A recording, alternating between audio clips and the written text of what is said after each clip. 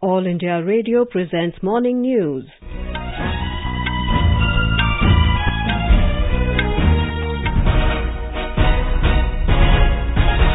Good morning, I am Valsa Williams. The headlines. Political parties intensify campaigning for Lok Sabha elections. An election commission team to hold review meeting with political parties in Chennai on poll preparedness. UAE deports JEM terrorist Nisar Ahmed Tantray, accused in 2017 terror attack on CRPF camp, to India. India conveys its concerns to Pakistan over long-pending repatriation of its civilian prisoners.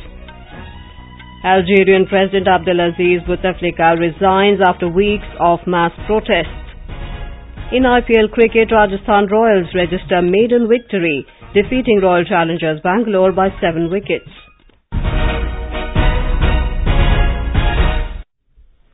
Campaigning for Lok Sabha elections by political parties has intensified across the country. Senior BJP leader and Prime Minister Narendra Modi will address an election rally at Pasighat in Arunachal Pradesh today. This will be his second visit to the state within a week. Pasighat in East Siang district falls under the Arunachal East parliamentary seat, for which 5 candidates are in the fray. BJP has fielded its state unit president Tapir Gao from the constituency. Later, Prime Minister Modi will launch the party's election campaign in West Bengal. He will address a public rally near Siliguri in North Bengal. He is also scheduled to address an election rally at Brigade Parade Ground in Kolkata. Our Kolkata correspondent has filed this report. Star campaigners of ruling Trinamool Congress and BJP will heat the election campaign in North Bengal. BJP President Amit Shah has already addressed series of election rallies in North Bengal. Congress President Rahul Gandhi also campaigned for his party nominees in the region. Election Commission appointed special observer Vivek Dubey also paid a visit to Siliguri to take security-related stock of situation in North Bengal. Altogether, 60 candidates are in the fray for first 2 phases of elections in North Bengal. Arijit Chakraborty reporting from Siliguri for AIR News. The Prime Minister will hold a public meeting at Gondia in Maharashtra in the evening. West Bengal Chief Minister and Trinamool Congress Chief Mamata Banerjee will address a public rally in Cooch Behar district of North Bengal. The first 2 phases of polls in 5 Lok Sabha seats in the region will take place on the 11th and 18th of this month. BJP President Amit Shah will visit Uttarkashi in Uttarakhand and Udhampur and Rajouri in Jammu and Kashmir and hold public rallies. Congress President Rahul Gandhi will campaign at Dimapur in Nagaland and Golaghat and North Lakhimpur in Assam today. In Uttar Pradesh, BJP leader Yogi Adityanath will hold 3 rallies in Meerut, Bagpat and Ghaziabad of western UP today. A report. Chief Election Officer of the state, L. Venkateshwar Lu, informed that 25 candidates filed their nominations for 3rd phase yesterday, which includes political heavyweights Mohammad Azam Khan of Samajwadi Party from Rampur, BJP leader and Union Minister Santosh Gangwar from Bareilly, daughter of BJP leader Swami Prasad Maurya, and candidate from Badaयूं seat Sanghamitra Maurya. Meanwhile, Election Commission has intensified the voter awareness program in all districts of the state. 3 voter express buses started from Saharanpur, Ghaziabad and Aligarh yesterday, which will cover every part of the state. Sushil Chandra Tiwari, AIR News, Lucknow. Meanwhile, the Congress yesterday released a list of 20 candidates for the upcoming Lok Sabha election. The list includes 4 candidates from Gujarat, 6 from Punjab, 2 each from Odisha and Karnataka, 3 from Jharkhand and 1 each from Himachal Pradesh, Chandigarh and Dadra and Nagar Haveli. The party has also released a list of 9 candidates for the Odisha Assembly election. BJP announced a list of candidates for Mehsana and Surat in Gujarat and Thrissur in Kerala. The party has fielded Rajya Sabha member Suresh Gopi as its candidate for Thrissur. From Surat, sitting MP Darshana Jaradosh has been fielded and Mrs. Shardaben Patel will be the party candidate from Mehsana. In Bihar, CPI-ML has announced its support to Grand Alliance candidates in 34 other seats where the left parties are not in the fray. The party General Secretary Dipankar Bhattacharya said his party is fighting in 4 seats and it is supporting the candidates of the 2 other parties. An election commission team is scheduled to hold a review meeting on poll preparedness in Chennai today. Election Commissioners Ashok Lavasa and Sushil Chandra will consult political party representatives this morning. Later, they will hold detailed discussions with the district election officers and superintendents of police. We have a report. This is the first review meeting by election commissioners in the run-up to the general elections to the 17th Lok Sabha. As all political dust arising out of the allotment of symbols to different smaller parties is now settled, logistics and deployment of security forces are expected to be the main agenda before the poll panel now. Tamil Nadu goes for the elections on the 18th of this month for all 39 seats and by poll for 18 assembly seats. Jai Singh, AR News, Chennai. The Election Commission has made it clear that polling in Nizamabad Lok Sabha constituency, where 185 candidates are in the fray, will be held as per schedule. Senior Deputy Election Commissioner Umesh Sinha informed this to reporters in Hyderabad. Here is a report. The election authorities are making impeccable arrangements for the smooth conduct of the polling of Nizamabad Lok Sabha constituency, where 185 candidates are in the fray. A team of senior officials has arrived at Nizamabad yesterday to oversee the arrangements. Men and machinery are being pulled up for ensuring smooth conduct of the massive exercise. 25,000 ballot units and 2,000 each control units and VVPads are being procured from the BEL and others. 600 engineers are being deployed to Nizamabad constituency, where 12 ballot units will be on display at each of the 1,788 polling stations across the constituency. Lakshmi, AR News, Hyderabad. News Services Division of All India Radio is broadcasting a special live program, Janadesh 2019, on the developments related to the general elections 2019. Tune in to the FM Gold channel of AIR from 4:05 p.m. to 4:30 p.m. every day till the announcement of results to listen to this special program. The Enforcement Directorate has attached immovable and movable properties of Viceroy Hotels Limited, Hyderabad, worth 315 crore rupees under the Prevention of Money Laundering Act in a bank fraud case. In a statement, the agency said investigation was initiated on the basis of an FIR registered by the CBI against Best and Crompton Engineering Private Limited and their officials, who entered into a criminal conspiracy for defrauding and cheating the Central Bank of India, Andhra Bank and Corporation Bank. This is All India Radio giving you the news. For quick news updates, follow us on Twitter at AIR News Alerts. United Arab Emirates has deported a Jaish-e-Mohammed terrorist, Nisar Ahmed Tantray, accused of being a key conspirator in the 2017 attack on the Pulwama-Letpura CRPF camp, back to India.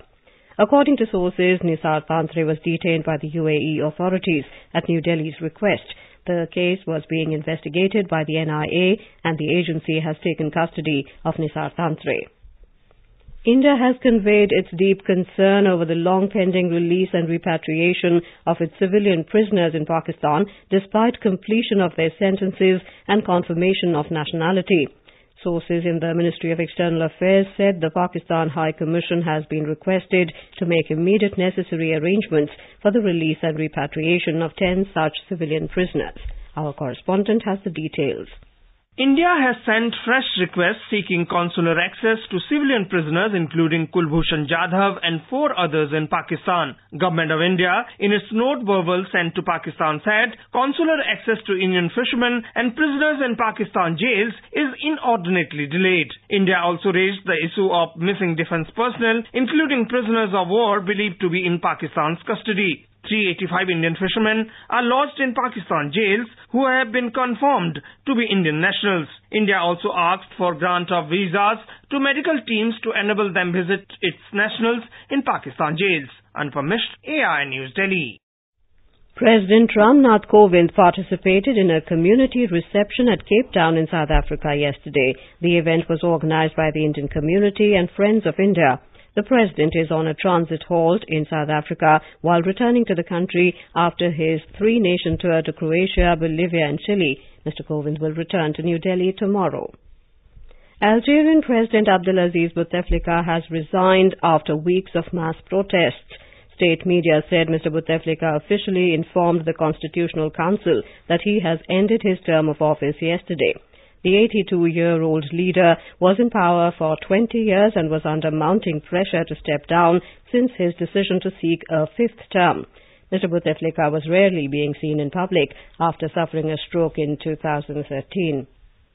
In Malaysia, former Prime Minister Najib Razak will go on trial today over a multi-billion-dollar financial scandal. He will face the first of several trials over his alleged involvement in the looting of sovereign wealth fund.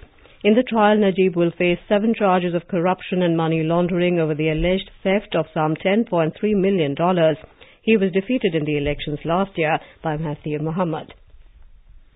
The government has extended the last date by more than a month for receipt of applications for postgraduate courses. In a tweet, the Health Ministry said the proposal of the Board of Governors of Medical Council to extend the last date for the session 2020-21 has been approved, and now the application can be filled till the 15th of next month.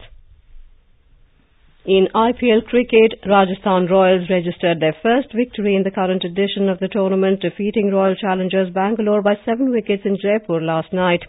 Riding on Joss Butler's 59 of 43 balls, the hosts chased down the victory target of 159 with 1 ball to spare. Rajasthan's leg spinner Shreyas Gopal claimed 3 wickets, conceding just 12 runs in his 4 overs. Virat Kohli-led Bangalore have lost all 4 matches played so far and are placed at the bottom of the points table. In today's encounter, Mumbai Indians will face Chennai Super Kings, their first showdown of the season in Mumbai. The match will begin at 8 p.m. In women's football, India will take on Indonesia in its opening match of the AFC Olympic Qualifiers Round 2 at Mandalay in Myanmar today. The match will begin at 2 p.m. Indian time. Today's win will put India in a good position for qualification. And now for an overview of today's newspapers, it's over to Abhishek Kumar. Thank you, Valsa. The Congress manifesto for the Lok Sabha polls released yesterday gets prominent coverage in the press. Congress vote pitch, bigger safety net, less of hard state, is the headline in the Indian Express. Congress pitches wealth with welfare to counter pseudo-nationalism, writes the Times of India. Congress focuses on poor, farmers, jobs, sedition law in manifesto, states the Asian Age, also quoting the BJP as saying it's a charter to weaken India. Supreme Court quashes stringent RBI circular against defaulters, notes the Times of India, another story covered prominently in several newspapers. The Financial Express leads with Supreme Court ruling deals big blow to banks. Defaulters rejoice. Mamata Modi set to do battle in Bengal today, writes the Asian Age on the 2 leaders' scheduled rallies in the state. India gets custody of 2017 CRPF camp attack plotter from UAE, writes the Times of India on India securing the deportation of Nisar Ahmed Tantray, Jaish terrorist and main conspirator of the attack in Jammu and Kashmir. Poll panel steps in to allow launch of book on Rafale deal, states the Hindu, adding, team that tried to stop event in Chennai taken off duty. Able-bodied CRPF to rid of deadwood, headlines the Pioneer of the CRPF decision to sack all personnel put under the lowest medical category. And finally, adding egg or milk can reduce stunting in young children, writes the Hindu. According to a study, 38% of children below 5 in India are stunted due to a mainly cereal-based diet lacking quality protein. And with that, it's back to you, Valsa. Thank you, Abhishek. And now, before we end the bulletin, the headlines once again. Political parties intensify campaigning for Lok Sabha elections. An election commission team to hold review meeting with political parties in Chennai on poll preparedness. UAE deports JEM terrorist Nisar Ahmed Tantray, accused in 2017 terror attack on CRPF camp, to India. India conveys its concerns to Pakistan over long-pending repatriation of its civilian prisoners. Algerian President Abdelaziz Bouteflika resigns after weeks of mass protests. In IPL cricket, Rajasthan Royals register maiden victory, defeating Royal Challengers Bangalore by 7 wickets.